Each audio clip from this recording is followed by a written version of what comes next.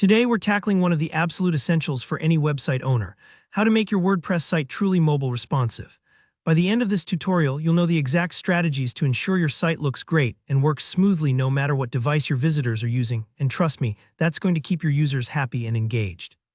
Let's dive right in. The very first and honestly one of the most impactful steps is choosing a responsive theme.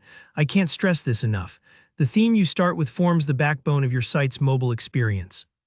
These days, most themes you find in the WordPress theme directory are built to handle different screen sizes, but it's worth double-checking. Always look for themes specifically labeled as responsive.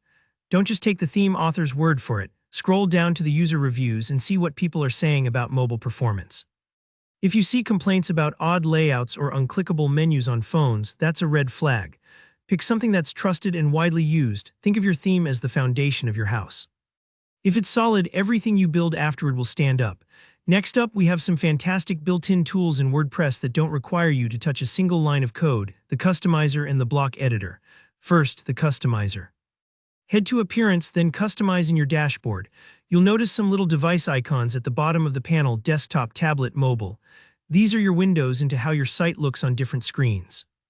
Click the mobile icon and give your pages a good look. Many themes even offer special settings just for mobile views, like adjusting your logo size or tweaking how your menu behaves. Take your time here. Sometimes, even a small change, like refining your header's spacing, can make a page feel much less cramped on a phone. When you're editing a post or page with the block editor, hit the Preview dropdown and check the mobile view. It's easy to forget how something as simple as a big image can overwhelm a tiny screen. On blocks like buttons or columns, you might spot a mobile icon that lets you adjust spacing or stacking. These settings are really helpful for fine-tuning the mobile experience. Don't worry if it takes some experimenting. Preview and adjust until everything feels just right. Speaking of images, let's talk about why optimizing your media is so critical. Big, uncompressed images are probably the #1 culprit behind slow mobile load times. Most users won't wait, they'll just bounce. To prevent this, install a plugin that automatically compresses images when you upload them. I like this because it's set and forget. You don't lose image quality, but the file sizes are much smaller. Another great feature is lazy loading, which means images don't load until a user actually scrolls down to them, making those first few screens load much faster.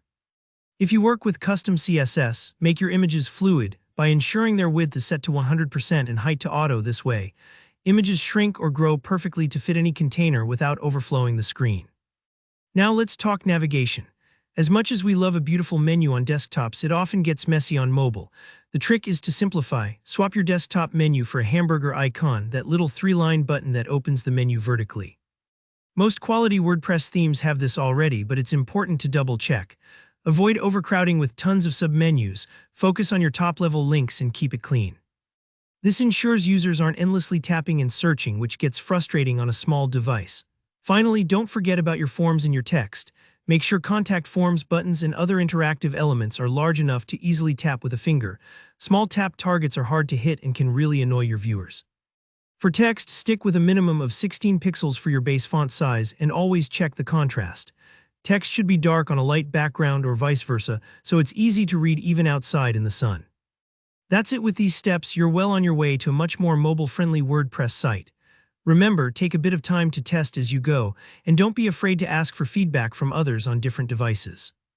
If you found this tutorial helpful, please give it a like, drop any questions or ideas in the comments section. I'm happy to help you out, and make sure to subscribe for more practical guides just like this one. Thanks for watching, and see you in the next video.